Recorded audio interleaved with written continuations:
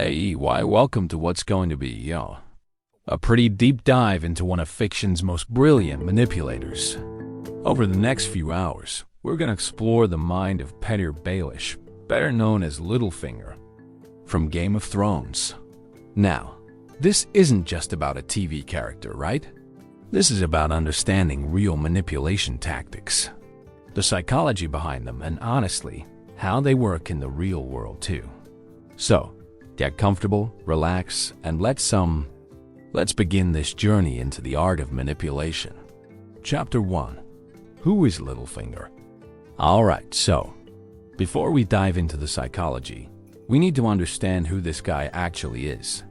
Petyr Baelish.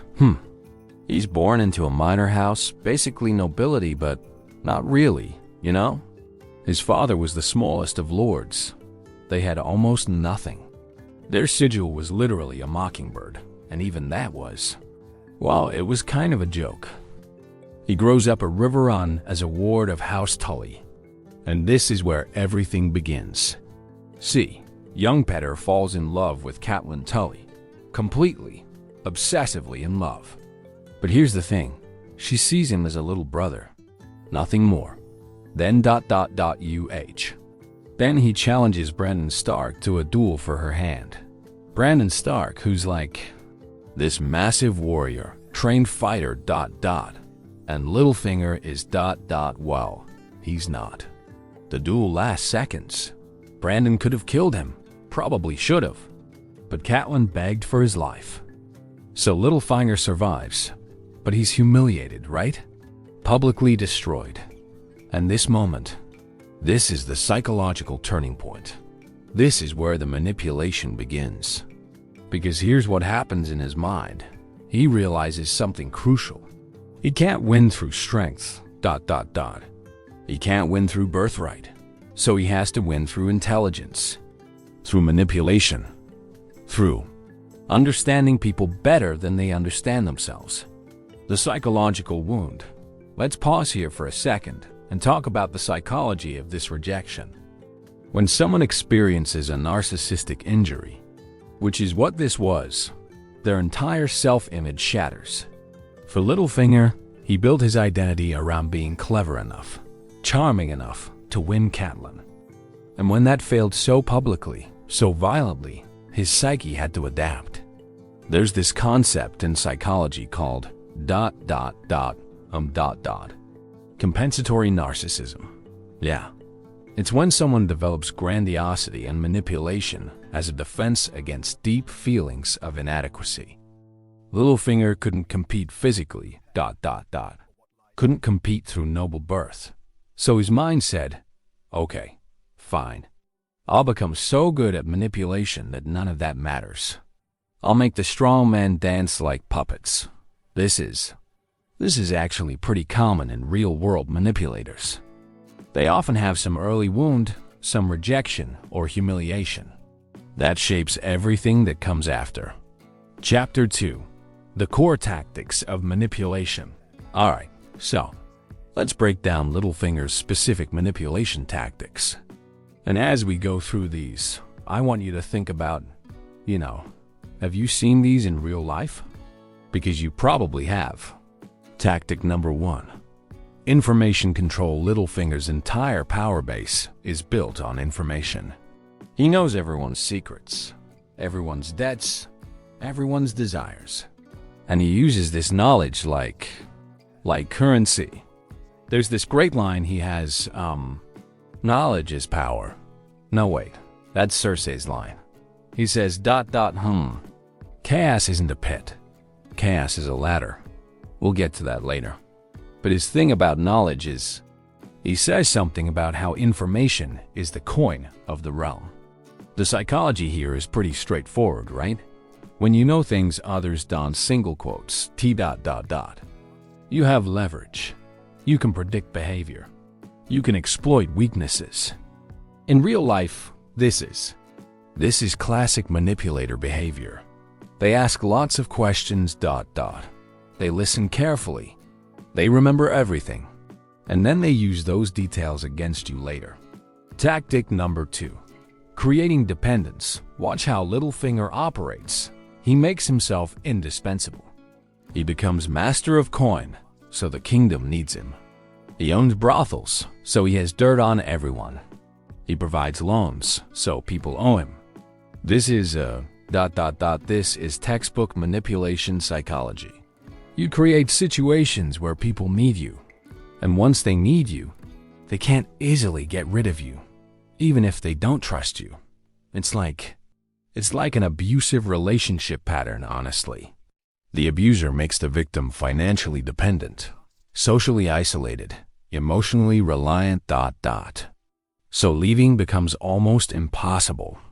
Tactic number 3. Playing both sides. This is where Littlefinger really shines. He's always hedging his bets. He helps the Starks, but also the Lannisters. He supports Joffrey, but also plots against him. He's with the Tyrells, but also betrays them. The psychology here is about It's about maintaining optionality.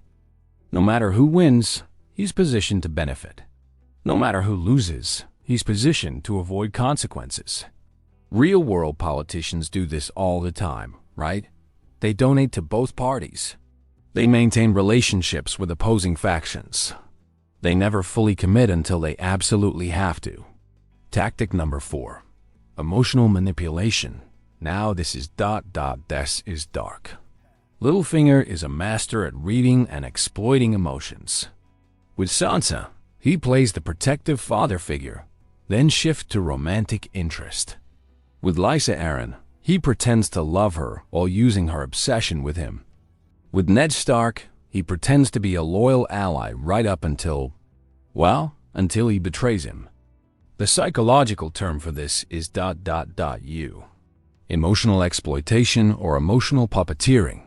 You identify what someone wants emotionally: love, safety, validation, revenge. And you pretend to offer it while actually using them. This is like This is sociopathic behavior. Most people can't do this because empathy gets in the way. But Littlefinger either lacks empathy or has learned to suppress it completely. Chapter 3. The Philosophy of Chaos. Let's talk about his most famous line. Chaos isn't a pit. Chaos is a ladder. This is This is actually brilliant psychology. Most people fear chaos. They want stability, predictability, order. But Littlefinger understands that chaos creates opportunity. Think about it. When everything is stable, the hierarchy is fixed. The nobles stay nobles, the poor stay poor, the powerful stay powerful. But when chaos hits, when war breaks out, when kings die, when economies collapse, suddenly the rules change. Suddenly, a clever person from nowhere can climb. This is why manipulators often create chaos intentionally. They start rumors. They provoke conflicts. They sabotage relationships, not because they're sadistic necessarily, though some are, but because chaos gives them opportunities to advance. In psychology, this relates to what's called the dark triad personality traits: narcissism, Machiavellianism, and psychopathy. People high in Machiavellianism specifically see social situations as games to be won, and they're willing to create chaos to win. The latter metaphor is, it's really revealing about his mindset. He sees society as a literal ladder. Everyone is either climbing, or they're trying to hold others down, or they've stopped climbing and are just existing. But Littlefinger? He's always climbing. Always. And here's the dark part. The people who try to climb but refuse to use manipulation, refuse to play dirty, they fall. The people who hold on to honor and loyalty, they get destroyed. He literally says this about Ned Stark, that he loved him like a brother, but Ned's honor made him predictable. And predictable people are easy to destroy. The psychology here is, it's cynical nihilism, basically. Littlefinger doesn't believe in honor, love, loyalty, at least not as real things. He sees them as tools that other people stupidly believe in, and he can exploit that belief. This is actually pretty common in manipulators. This deep cynicism about human nature. They assume everyone is selfish and manipulative.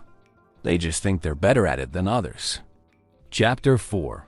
Psychological Profile. Alright, let's do a proper psychological analysis here. If Littlefinger were real and walked into a psychiatrist's office, what would we diagnose? Narcissistic personality disorder traits. He's got grandiosity for sure. He genuinely believes he's the smartest person in every room. He needs admiration. Watch how he reacts when people recognize his cleverness. He lacks empathy, obviously. He exploits others constantly. He's envious. Especially of the nobles who had what he didn't. And he's arrogant. Deeply arrogant. But here's the thing. His narcissism is more covert than overt. He doesn't brag openly like, say, Joffrey does. His narcissism is hidden. It's in his smirks, his little comments, his internal sense of superiority. Antisocial personality disorder traits. Yeah, he's got these too. Disregard for right and wrong? Check. Persistent lying? Absolutely. Manipulation for personal gain? That's literally his whole thing. Lack of remorse? He shows zero guilt about anything. But again, he's not the typical antisocial personality. He's not impulsive or reckless. He's calculated, cold, patient. Machiavellian traits. This is where he really scores high. Machiavellianism is all about strategic manipulation, cynicism about human nature, and focus on self-interest above all else. Littlefinger he's basically the definition of Machiavellian.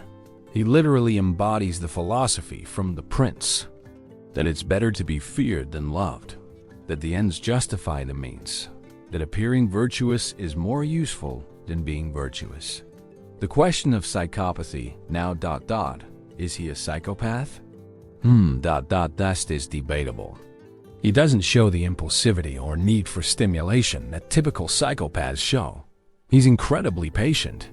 He plans years in advance.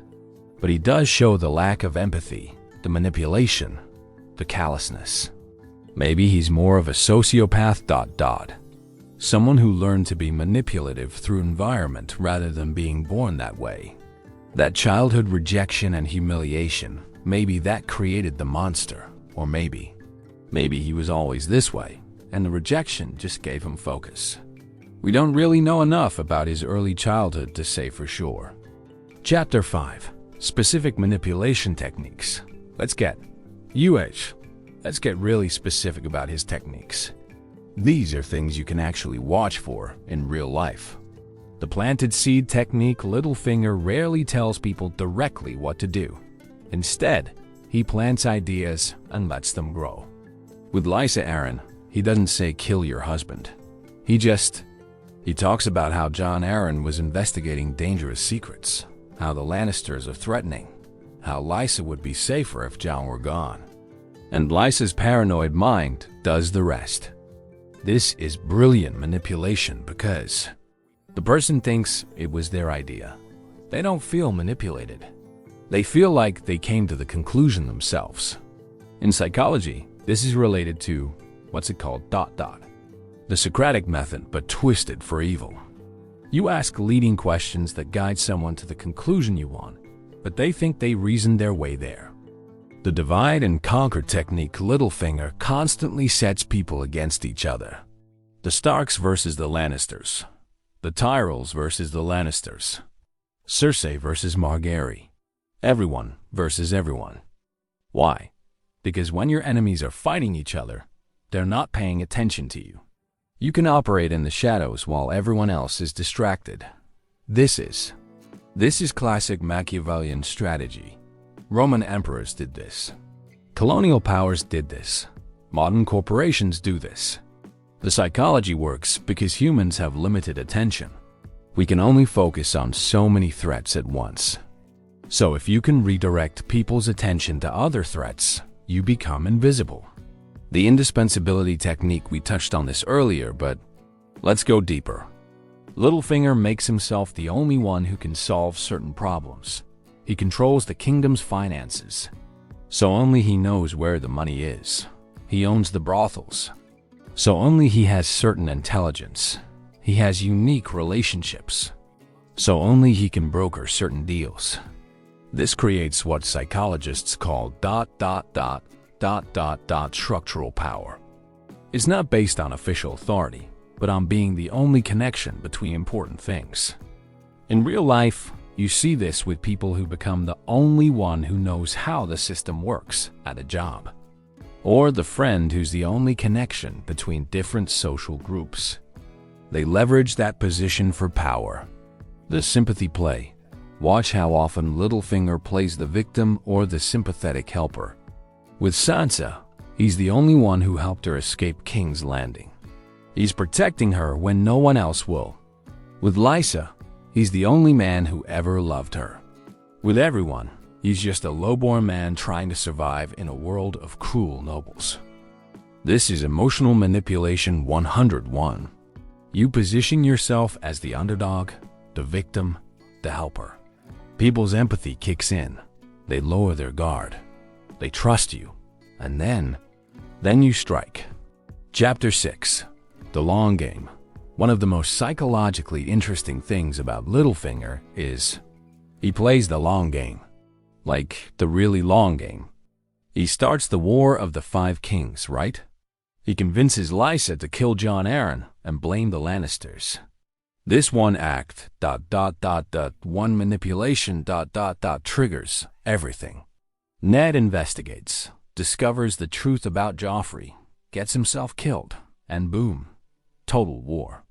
But this wasn't impulsive. This was planned. Littlefinger saw that chaos would benefit him, saw that war would create opportunities, and he engineered it. The psychology of long-term planning like this it's rare. Most people, even most manipulators, focus on short-term gains. But the really dangerous ones? They're thinking 5, 10 moves ahead. This requires incredible patience. And also a kind of emotional detachment. You have to not care about the suffering you cause along the way. Thousands die in the war. But to Littlefinger, they're just pieces on a board. The cost of the long game, but here's what's interesting. Playing the long game has psychological costs. You can't form real relationships because everyone is just a tool. You can't trust anyone because you assume everyone is like you. You can't enjoy success because you're always planning the next move. Littlefinger seems to achieve everything he wants: wealth, power, influence. But is he happy? Doesn't seem like it. He's still obsessed with Catelyn, even though she's dead. He transfers that obsession to Sansa. He can't just be satisfied. This is the paradox of Machiavellian personalities. They win the game but lose their humanity. They get power but not fulfillment. In psychology, this is called the hedonic treadmill problem. You're always chasing the next goal, the next victory, but satisfaction is always just out of reach. Chapter 7. The Psychology of His Relationships. Let's talk about how Littlefinger relates to specific people, because this reveals a lot about his psychology. Catelyn Stark. The obsession, his feelings for Catelyn they're the closest thing he has to genuine emotion. But even here, it's twisted. He doesn't love her as a person. He loves her as an idea. She represents everything he couldn't have. Nobility, beauty, purity, legitimacy. She's a symbol of what he was denied. This is called objectification. He's turned her into an object that represents his wounded ego, rather than seeing her as a full human being. When she dies, does he grieve? Sort of, But mostly he just transfers the obsession to her daughter. Which is ... Yeah, that's disturbing. That's not love. That's possession fantasy. Sansa Stark. The replacement. His relationship with Sansa is even darker because there's this predatory element. He grooms her, basically. He positions himself as her protector, teaches her about manipulation, isolates her from others. and slowly shifts the relationship toward romantic. This is textbook grooming behavior. It happens in real life all the time. Someone in a position of power gradually conditions a younger person to accept inappropriate relationships. The psychology is about power and control. He couldn't have the mother, so he'll have the daughter. It's not about Sansa as a person. It's about possessing a Stark woman, finally winning the game he lost as a teenager. Lysa Arryn, the tool Littlefinger's relationship with Lysa is pure manipulation. There's not even a hint of genuine feeling. Lysa has been obsessed with him since they were teenagers. He slept with her once, in the dark, when he was drunk and thought she was Catelyn. She's loved him ever since. And he uses this ruthlessly. He lets her believe he loves her, marries her, and then, when she becomes inconvenient, he kills her. Just pushes her out the moon door without a second thought. The psychology here is complete lack of empathy. Lysa loved him desperately for decades.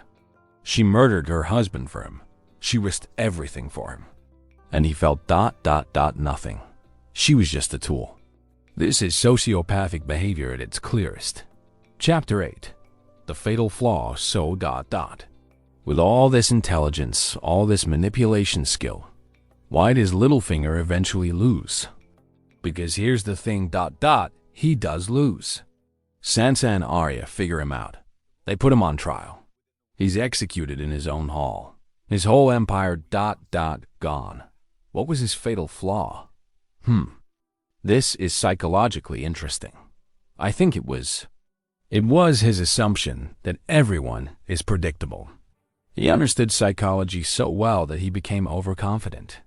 He thought he could manipulate anyone, predict anything. But he underestimated character growth. He thought Sansa would always be the naive girl he could control. He didn't account for her learning from him, from Cersei, from all the horrors she experienced. She became immune to his tactics. This is a common failure in manipulators. They assume people are static. They don't account for growth, for learning, for adaptation. Also, his obsession with Sansa became a blind spot. He wanted her so badly that it clouded his judgment. He took risks he normally wouldn't take. In psychology, we'd call this cognitive bias maybe? Or just good old-fashioned hubris. He started believing his own legend. Started thinking he was infallible. The Mind of Littlefinger, a complete analysis of manipulation psychology. The psychology of his downfall. Let's analyze his final scene psychologically. When he's on trial, he tries every tactic. He denies, he deflects, he tries to manipulate, he begs, he appeals to authority, he threatens. Nothing works. And you can see the panic breaking through his usual calm. For the first time, maybe ever, he's lost control. His mask is slipping. This is what happens when a manipulator's tactics fail. They have no authentic self to fall back on. They've spent so long being whatever they needed to be that there's no real person underneath. It's almost sad, in a way. Almost. He spent his entire life building this empire of lies. And when it crumbles, he has nothing. No real relationships, no genuine power, no authentic identity. He dies the way he lived. Alone, manipulative to the end, and ultimately empty. Chapter 9. Real-world manipulation psychology. Alright, let's step back from the fiction and talk about real manipulation psychology. Because Littlefinger isn't just a character, right? He's a representation of real tactics that real people use. How to recognize manipulation first. How do you spot a manipulator in real life? They're often charming. Like, really charming. They make you feel special, understood, valued. But it's performative. It doesn't feel quite authentic if you pay attention. They ask a lot of questions but reveal little about themselves. They're gathering information while protecting their own. They create situations where you owe them. favors, emotional debts, financial ties. And then they call in those debts later. They isolate you from other perspectives. They become your primary source of information or validation. This makes you dependent and easier to control. They're inconsistent. They say one thing to you and something different to others. This creates confusion, which they exploit. They make you doubt yourself. Are you sure you remember it that way? Maybe you're being too sensitive. I was just trying to help. This last one, this is called gaslighting. It's psychological manipulation designed to make you question your own perceptions and reality. The psychology of why manipulation works. Why are people vulnerable to manipulation? Are several psychological reasons. Reciprocity. Humans are hardwired to return favors. Manipulators exploit this by doing unsolicited favors, then calling them in later. Authority bias. We tend to trust people in positions of authority or expertise. Manipulators position themselves as authorities. Social proof. We look to others for behavioral cues. Manipulators create false consensus or social pressure. Scarcity. We value things more when they seem rare or limited. Manipulators create artificial scarcity. This opportunity won't last, or I don't usually do this for people. Emotional vulnerability. When we're scared, lonely, grieving, or stressed, our defenses are down. Manipulators specifically target people in vulnerable states. Understanding these psychological principles it's your defense, basically. Awareness is the first step to protection. Chapter 10. Types of real-world manipulators. Not all manipulators are like Littlefinger. There are different types, different styles. The charmer. This type uses charisma and flattery. They make you feel amazing, special, chosen. Then they slowly introduce requests, obligations, control. Think of cult leaders, some romantic partners, certain con artists. The psychology is about creating emotional highs that become addictive. The victim. This manipulator always has a crisis. They're always in need. They use sympathy and guilt to control others. I would do it myself, but I'm so overwhelmed. I'm so depressed.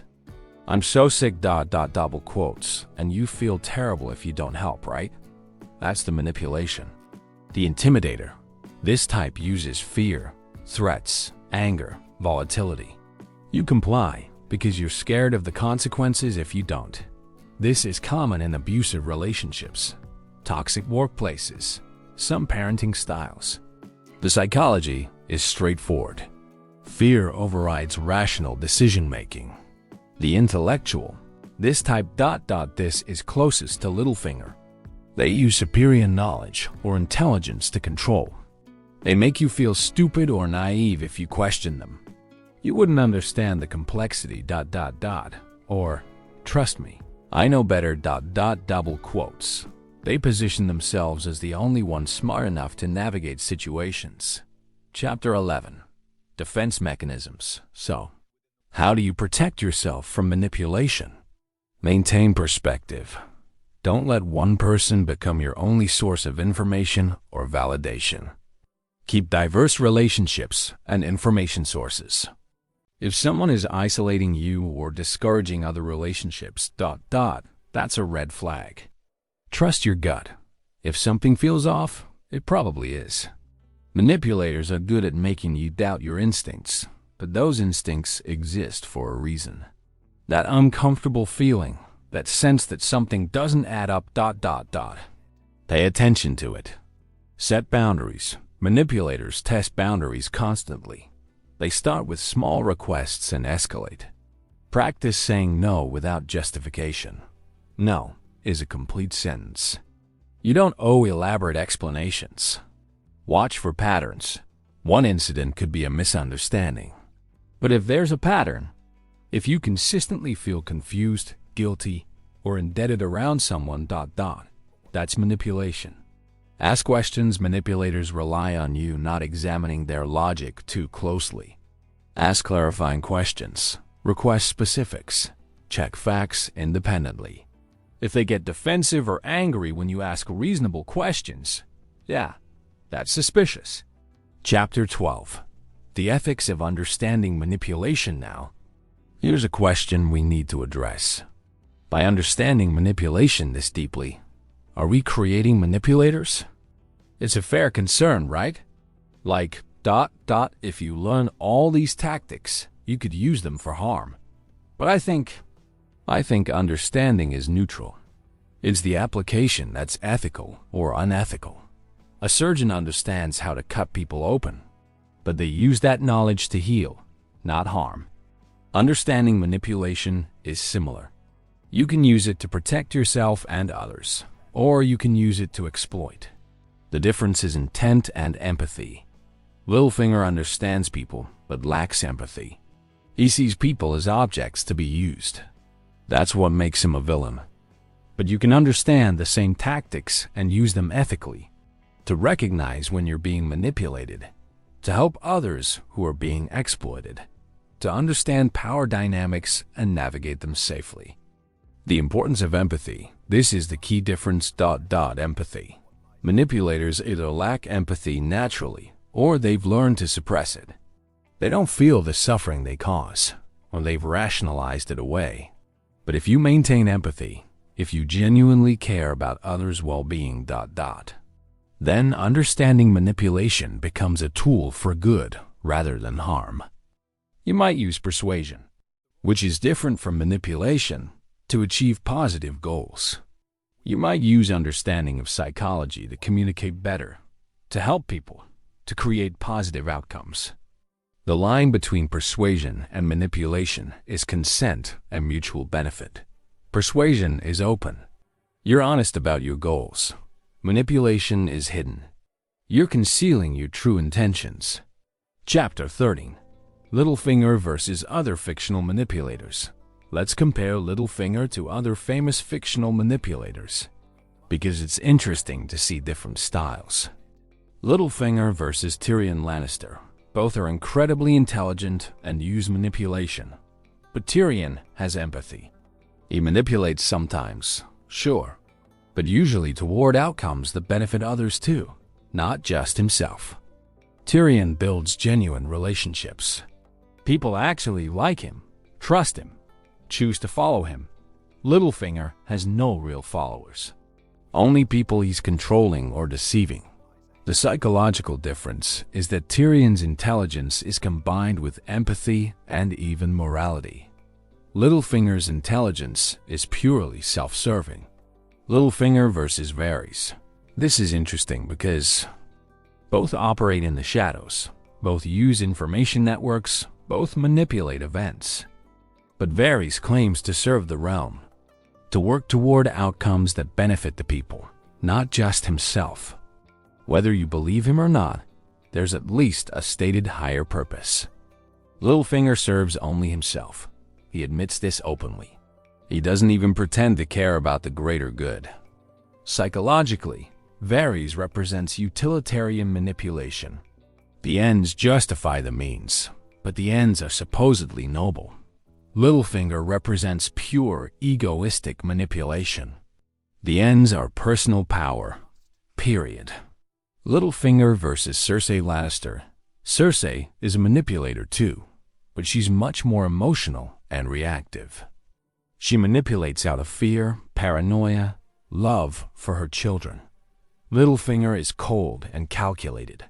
He doesn't let emotion drive his decisions, except maybe his obsession with Catelyn Sansa, which ultimately dooms him.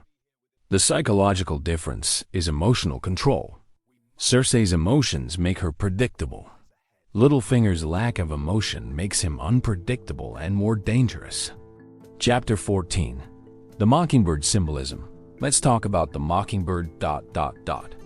His personal sigil. This is actually psychologically revealing. Mockingbirds don't have their own song. They imitate other birds. They're mimics. Littlefinger is the same... He doesn't have an authentic self. He mimics whatever he needs to be. With nobles, he's respectful. With Sansa, he's protective. With Lysa, he's loving. He's a chameleon. This is classic manipulator psychology. The false self. There's no real Petyr Baelish underneath all the masks. There's just ... ambition and calculation. In psychology, this relates to something called identity diffusion. It's when someone doesn't have a stable sense of self. Instead, they shift depending on circumstances. For most people, this is pathological and distressing.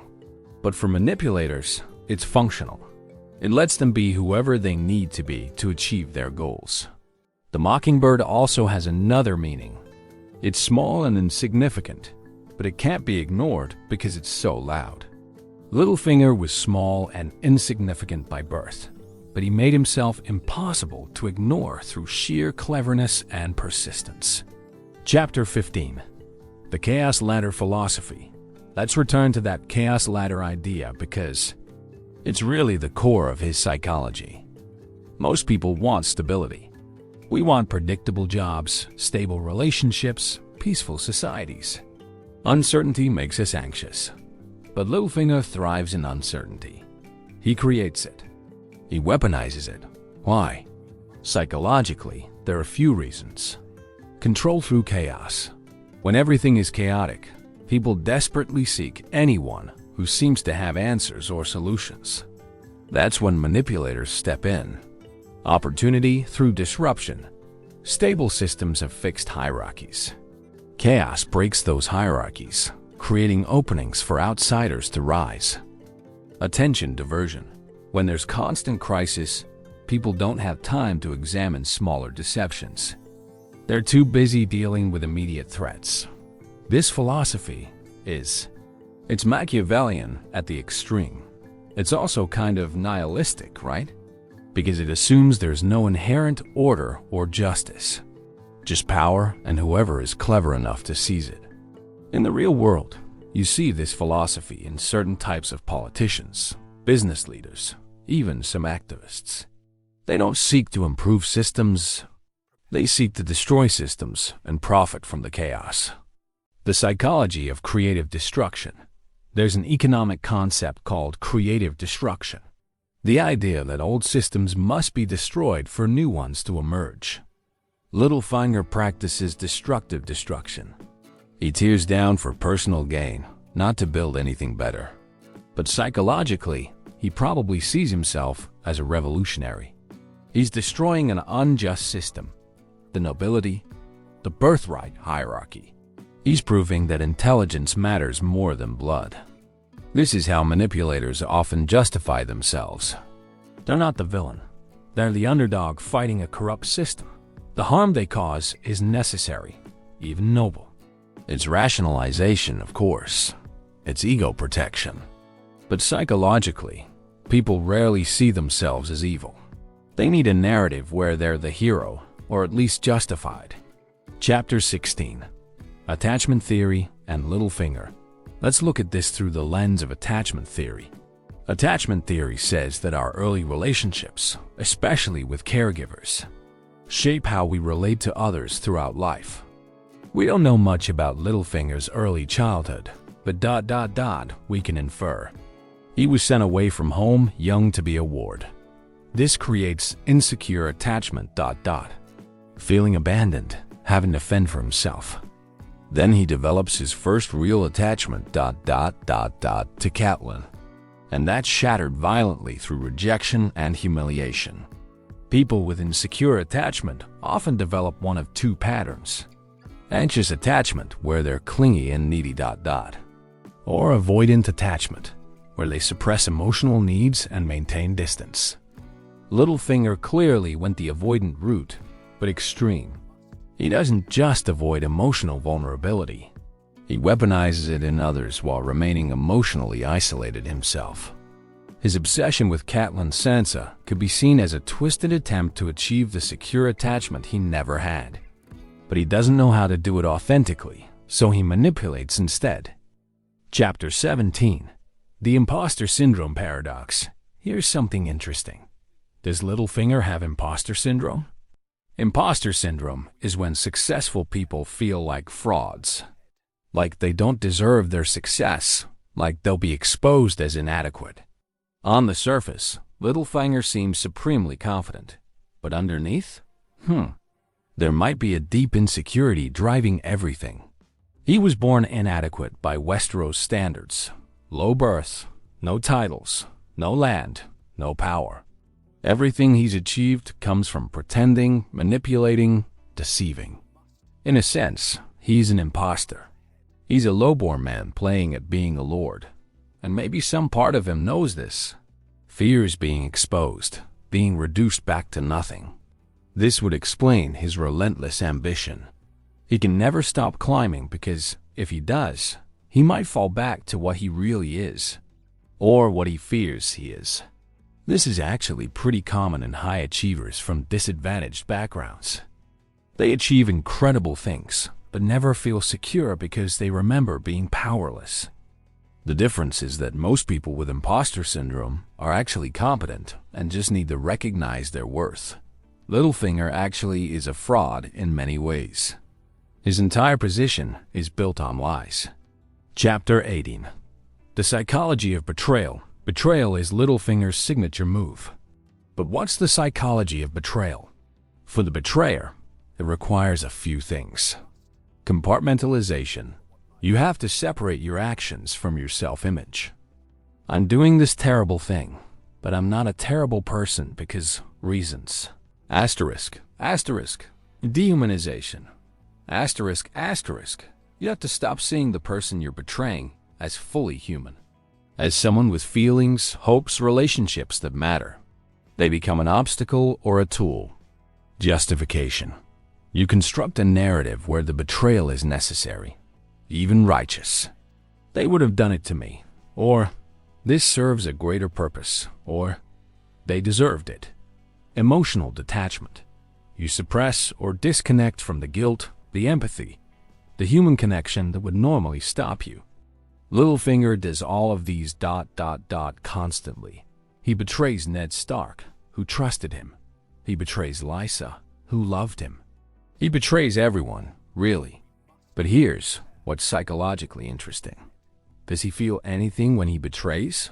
With most people? Probably nothing. They're just pieces on his board. But with Ned, there's that moment where he says, "I did warn you not to trust me."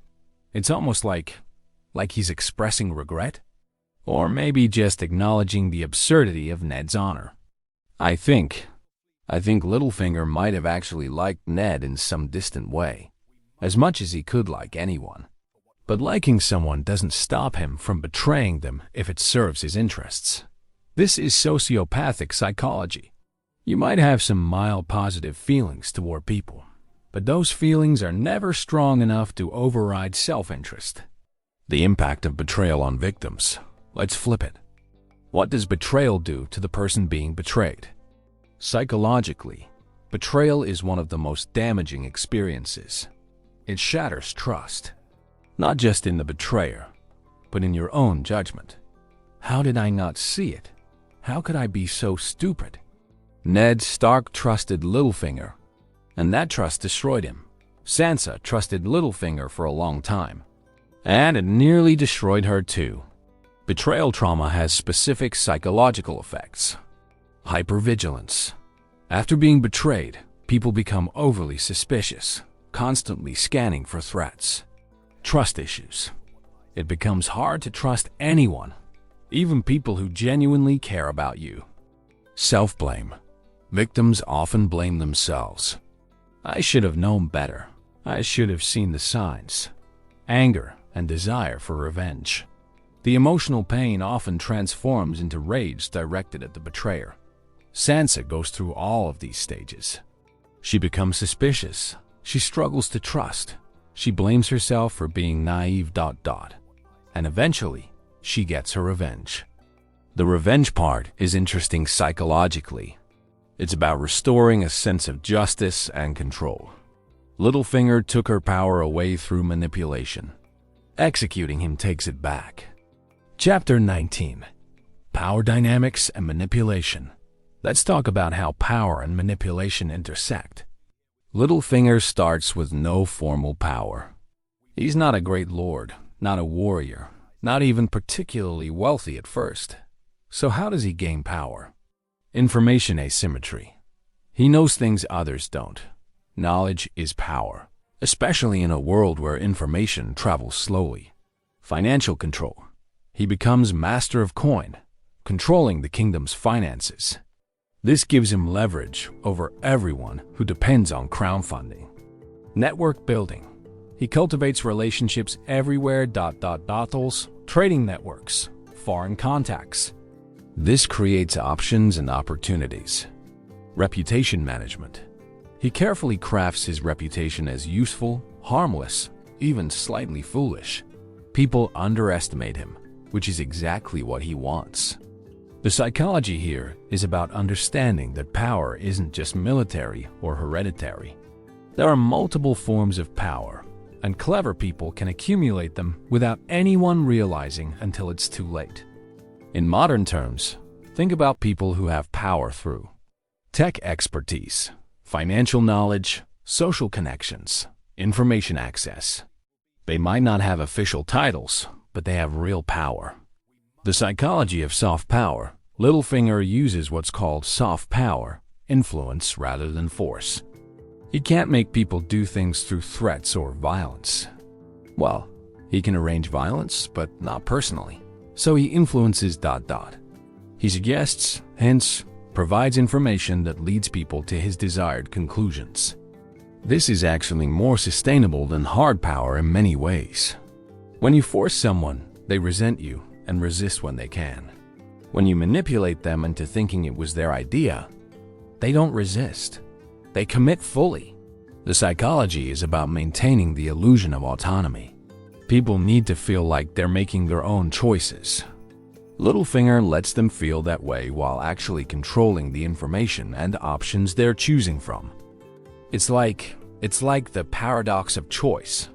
You give someone options A, B, or C, but you've carefully structured those options so that all of them benefit you. They feel free because they're choosing, but the outcome is predetermined. Chapter 20. The prostitution parallel. Let's talk about Littlefinger's brothels, because this is psychologically revealing. He owns brothels, which gives him information on powerful men. Their secrets, their vulnerabilities, their desires. But there's more to it than that.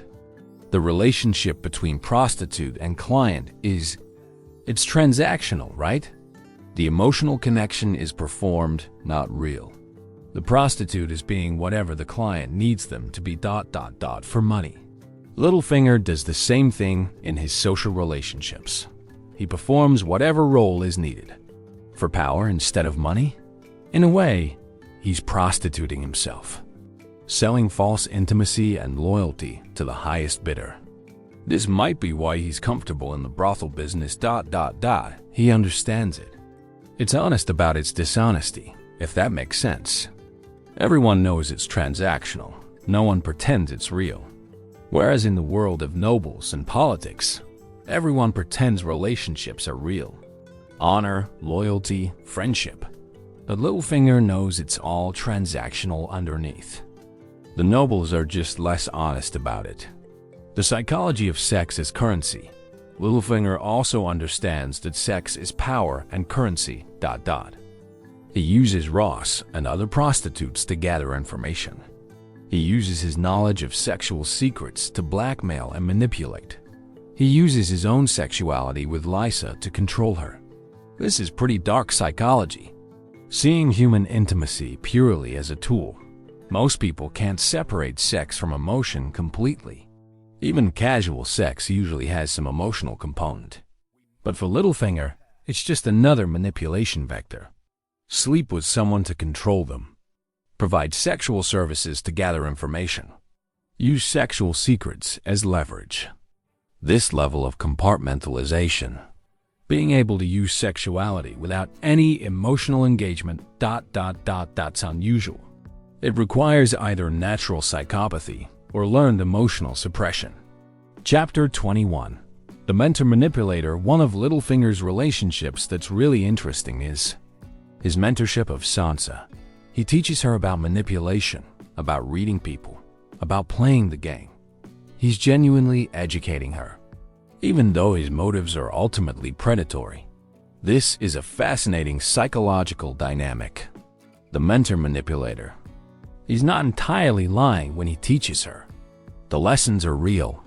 Everyone is your enemy, everyone is your friend, is actually good advice in that world. Understanding people's motivations is valuable, but he's teaching her to be like him, to be a manipulator. And he's doing it partly to groom her, partly to create a partner in his schemes, partly because maybe he actually enjoys having someone to share his intelligence with. This is one of the few relationships where you could argue Littlefinger shows something almost like genuine connection. He seems to take pride in Sansa's development. He's almost like a father figure, if fathers groomed their daughters for eventual romantic relationships, which ... Yeah, that's the dark part. The psychology of mentorship is usually about wanting to pass on knowledge, to create a legacy, to help someone grow. For Littlefinger, it's all that but twisted.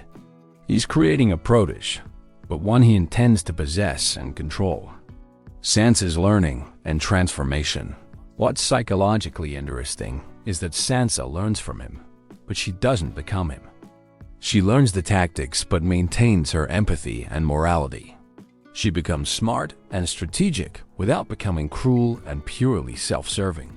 This shows something important. You can learn from manipulators without becoming one. You can understand the tactics for self-defense without adopting them for offense. Sansa's transformation is actually a healthy psychological response to trauma and education. She was naive ... learned harsh lessons, adapted, and grew stronger, but retained her core values. Littlefinger wanted to create a female version of himself. Instead, he created someone who understood him well enough to defeat him. Chapter 22. The role of intelligence. Let's talk about intelligence and manipulation. Littlefinger is extremely intelligent ... That's undeniable. But intelligence is morally neutral, right? It's a tool that can be used for good or evil. What makes someone use their intelligence for manipulation rather than more for social purposes? Lack of empathy. If you don't feel others' pain, you have no internal brake on using intelligence to hurt people. Traumatic experiences.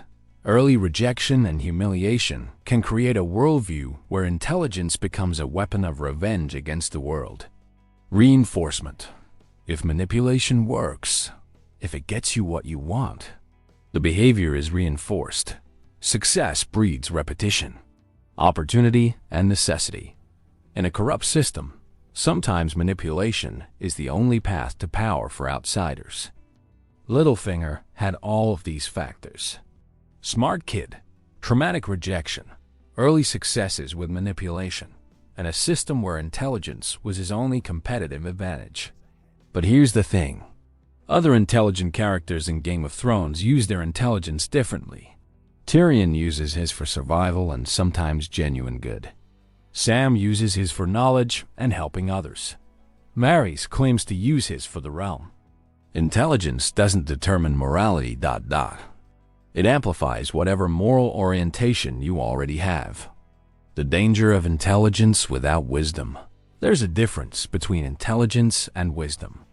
Intelligence is the ability to think, learn, understand, solve problems. Wisdom is the ability to apply knowledge well, to consider long-term consequences, to understand context, to balance multiple values.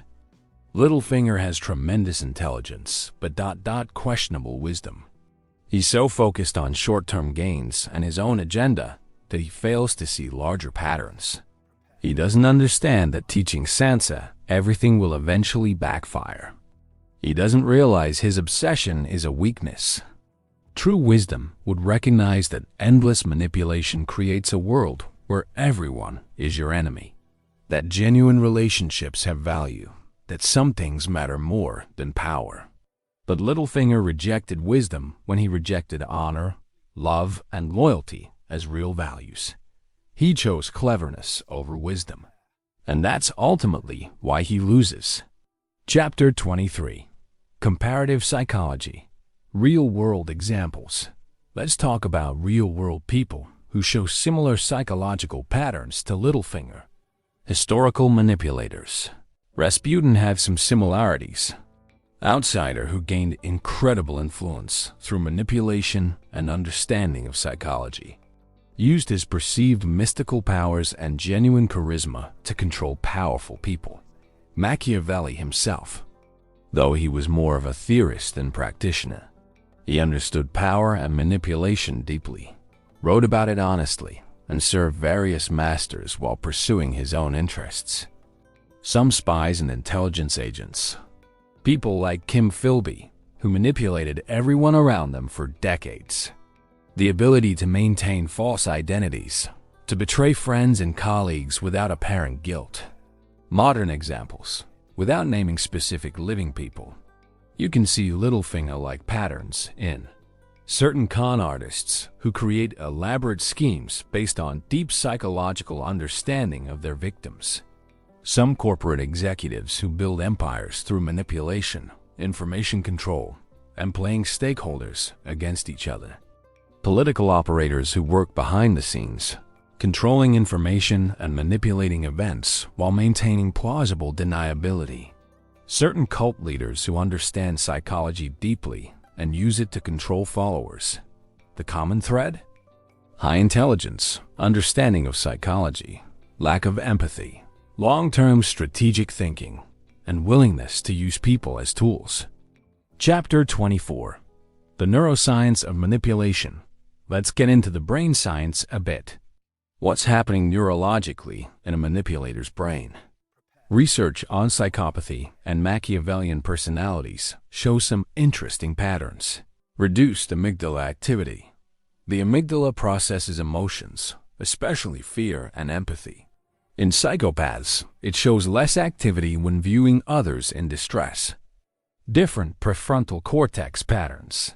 The prefrontal cortex handles planning and impulse control. Manipulators often show strong prefrontal activity. They're good at planning and controlling their behavior to achieve goals. Mirror neuron differences. Mirror neurons help us empathize. We literally mirror others' emotions in our brain. Some research suggests these work differently in people with empathy deficits. Reward system activation. Manipulators often show strong reward system activation for social dominance and successful manipulation. They literally get a dopamine hit from controlling others. Now, we can't do an fMR on Littlefinger obviously, but based on his behavior, he probably showed these patterns. Strong planning and control, weak empathy response, reward sensitivity to dominance and success. The nature versus nurture question is someone like Littlefinger born or made? Probably probably both. There's likely some genetic predisposition toward lower empathy, higher intelligence, reward sensitivity to dominance. These are partially heritable traits, but environment shapes how these traits manifest. His childhood rejection and humiliation channeled these predispositions toward manipulation and revenge. In a different environment, maybe with secure attachment, positive role models, prosocial reinforcement, those same traits could have produced a brilliant strategist who uses their intelligence ethically. Or maybe not. Maybe the empathy deficit was too severe. We can't know for sure. What we do know is that both biology and environment matter. Nature loads the gun. Environment pulls the trigger. That's the saying, right? Chapter 25. The philosophy of the game. Littlefinger talks about the game constantly.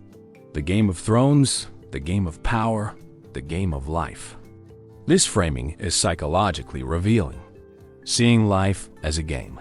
Games have rules, winners, losers, But the stakes aren't real. It's just a game. This psychological frame allows him to divorce actions from consequences. When you see politics as a game, people become pieces. Moves become strategies. Suffering becomes just part of the game, not real human pain. This is a form of psychological distancing. He's intellectualized and abstracted human relationships to the point where he doesn't feel their reality. You see this in real life too. Some people in finance, politics, military strategy, they talk about the game, and it allows them to make decisions that harm people without feeling the weight of that harm.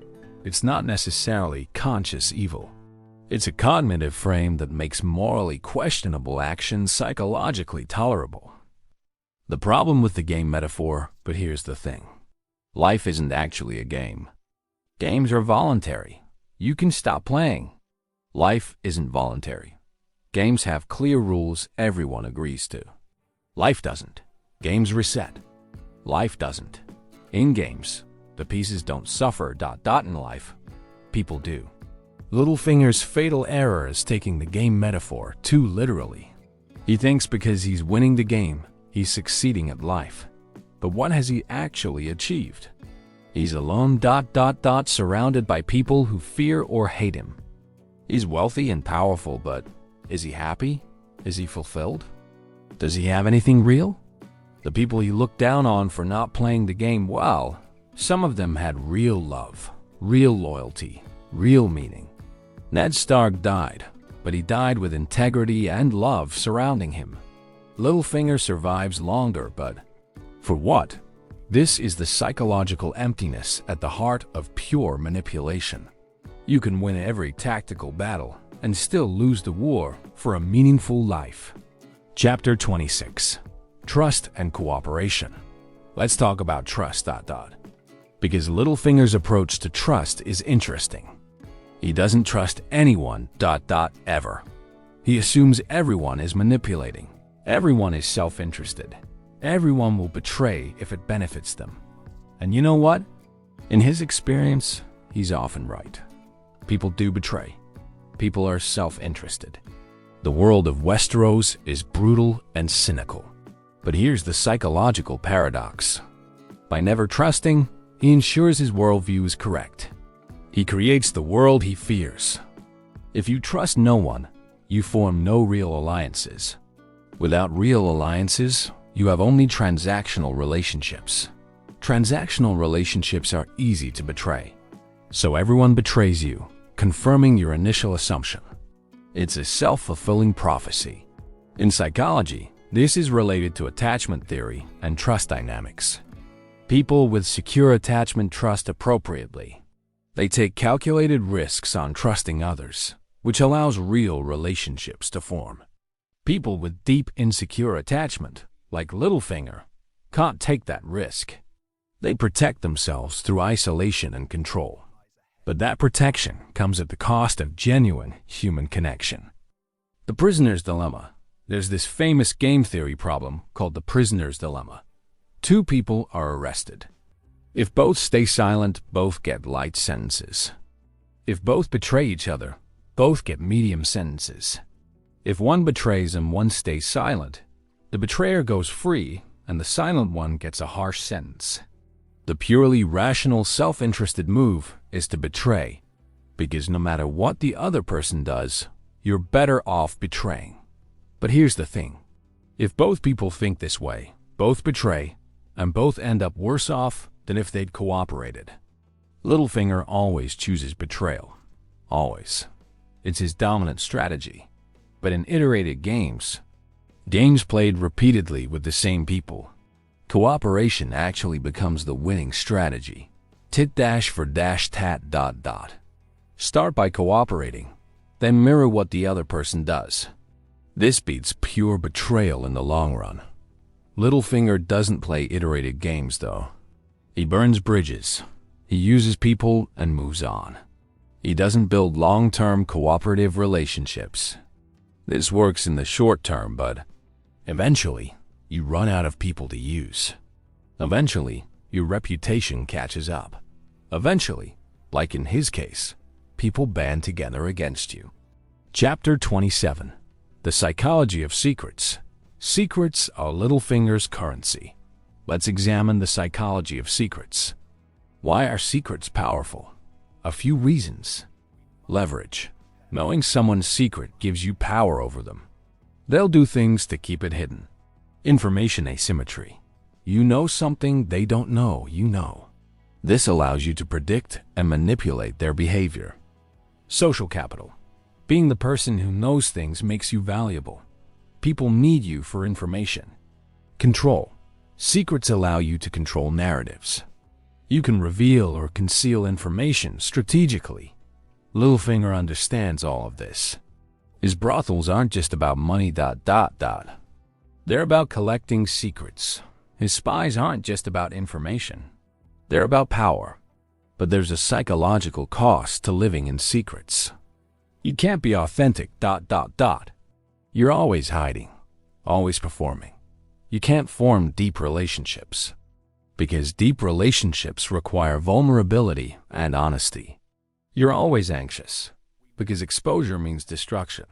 Littlefinger lives in this state constantly. He's probably always slightly on edge, always monitoring, always calculating. That's exhausting, psychologically draining. The burden of hidden knowledge? There's also something called the illusion of transparency. We think our knowledge and thoughts are more obvious to others than they actually are. Littlefinger has to constantly fight this. He knows so much that others don't, and he has to carefully regulate what he reveals. This requires constant cognitive effort. Tracking who knows what, who thinks what he's told to whom, is like juggling elaborate lies, which research shows is mentally exhausting. People who live in deception show higher stress levels, worse sleep, more anxiety. Their brain is constantly working overtime to maintain the false narrative.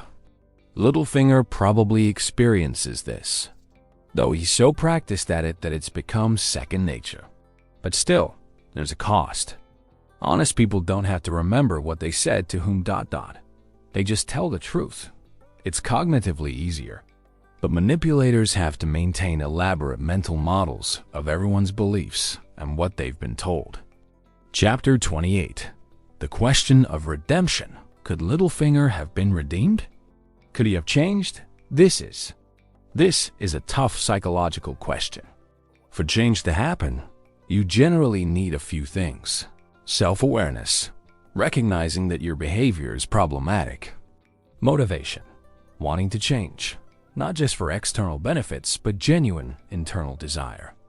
Empathy development, reactivating or developing the capacity to care about others. Support system, people who support your growth without enabling old patterns. Consequences, experiencing real costs of your behavior that create motivation to change. Does Littlefinger have any of these?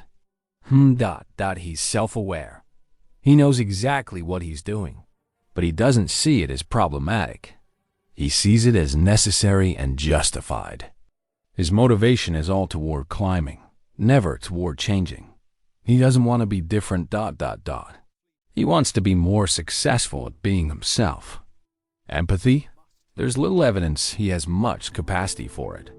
Maybe with Catelyn, there was something genuine, but even that was possessive rather than empathetic. Support system? He has none. Everyone in his life is either a tool or an enemy. Consequences? He doesn't experience real consequences until it's too late. Until he's executed. So probably not redeemable, honestly. His psychology is too deeply entrenched, his worldview too fixed, his lack of empathy too severe. The tragedy of irredeemability, but here's what's sad, in a way. There was probably a moment, back when he was that young boy in love with Catelyn, when he could have gone a different direction. If she'd loved him back, if the duel hadn't happened, if he'd found acceptance and belonging, maybe he develops differently. But instead, that wound calcified into something dark. The possibility of authentic connection closed off. The path to manipulation became his only path. By the time we meet him as an adult, he's too far gone. The personality structure is too rigid. The defenses are too strong. The worldview is too entrenched. This happens in real life too. People experience trauma and either grow from it or become twisted by it. And sometimes, by the time anyone tries to help, it's too late. The patterns are too ingrained. It's tragic. But it's also a reminder that intervention needs to happen early, before patterns harden into personality. Chapter 29. Lessons for Power and Ethics. So what can we learn from Littlefinger about ethics and power? Power without ethics is dangerous. Intelligence and capability don't make someone good. In fact, they make someone more dangerous if they lack ethical constraints. Short-term thinking fails eventually. Littlefinger's short-term tactical brilliance couldn't compensate for a long-term strategic blindness. Eventually, burning bridges leaves you isolated. Manipulation creates enemies. Every person you manipulate becomes a potential enemy. Trust builds allies. Manipulation builds resentment. Emotional intelligence isn't enough. Littlefinger has high emotional intelligence. He reads people brilliantly. But without empathy, emotional intelligence becomes a weapon rather than a tool for connection. Authenticity has value. Living behind masks is exhausting and isolating. Authentic relationships might be riskier, but they're more sustainable and fulfilling. Some games aren't worth winning. You can win at power and lose at life. Success measured purely by dominance over others is empty success. These lessons aren't just about fictional characters. They apply to real leadership, real relationships, real life choices. The alternative path: imagine if Littlefinger had used his intelligence ethically. He could have been an incredible administrator, which he actually was, managing the kingdom's finances brilliantly. He could have been a wise advisor, a reformer, someone who used his understanding of systems to improve them rather than exploit them. His intelligence and psychological insight could have helped people, mediating conflicts, designing better institutions, creating opportunities for others like himself from low birth. But he chose domination over contribution. He chose revenge over healing. He chose manipulation over cooperation. And that's the core lesson. Intelligence is neutral. Psychology is neutral. Power is neutral. It's the intent, the values, the choices that determine whether these become forces for good or evil. Chapter 30. Final Analysis. All right, we're coming to the end of this deep dive. Let's bring it all together. Littlefinger represents a specific type of personality. The highly intelligent manipulator with little empathy, driven by early trauma, operating in a system that rewards manipulation. His psychology includes narcissistic traits focused on proving his superiority, antisocial traits allowing ruthless exploitation of others, Machiavellian strategic manipulation, possible psychopathic lack of genuine empathy, obsessive patterns related to unresolved rejection, identity diffusion, and false self-presentation, cynical nihilism about human nature and relationships. His tactics include information control and strategic revelation, creating dependence and indispensability, playing all sides against each other, emotional manipulation and exploitation, long-term planning and patience, chaos creation and exploitation, betrayal as standard operating procedure. His philosophy centers on life as a game to be won, chaos as opportunity, intelligence as the ultimate power, self-interest as the only real motivation, manipulation as necessary and justified. His downfall comes from underestimating character growth in others, obsession creating blindness, hubris and overconfidence, isolation preventing real alliances, teaching his tactics to someone who retained their morality, the universal patterns. What makes Littlefinger's psychology relevant beyond fiction is that these patterns exist in reality. Real manipulators use these same tactics. Real trauma creates similar psychological distortions. Real systems sometimes reward manipulation over cooperation. Understanding Littlefinger helps us understand how to recognize manipulation in real life, why some people become manipulative, what psychological vulnerabilities manipulators exploit, how systems enable or prevent manipulation, why intelligence without empathy is dangerous, how to protect ourselves and others, the goal isn't to become Littlefinger ... The goal is to understand these patterns well enough to defend against them, to recognize them in ourselves and others, to build systems that don't reward manipulation. The human element at the end of all this analysis. We should remember that even fictional characters represent human possibilities. Littlefinger could have been real. People with his psychology do exist. The pain that drove him, the intelligence he possessed, the choices he made. These are all within the range of human experience and human nature. That's both frightening and important to understand.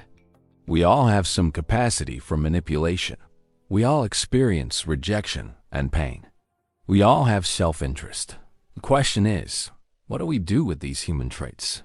Do we let them control us? Do we rationalize harmful behavior? Do we build walls around our hearts? Or do we choose empathy? Do we choose integrity? Do we choose authentic connection, even when it's risky? Littlefinger chose one path, and it led to power but also to emptiness and eventually destruction. We can choose differently. So ... That's our journey into the mind of Littlefinger. 3 hours exploring manipulation, power, psychology, trauma, intelligence, ethics, all through the lens of one fascinating character. I hope this gave you some insight, not just into fiction, but into human psychology, into how manipulation works, why people become manipulators, how to recognize and resist these tactics. Remember, understanding manipulation doesn't make you a manipulator unless you choose to use that knowledge harmfully. It can make you wiser, more aware, better protected. Use this knowledge ethically. Build authentic relationships. Choose empathy. Climb your own ladders without pushing others down. And maybe by understanding characters like Littlefinger, we can make sure the real world produces fewer people like him and more people who use their intelligence for good. Thanks for spending these hours exploring this with me. Sleep well ... and let these insights settle in. And remember, chaos might be a ladder, but connection, empathy, and integrity are foundations that last.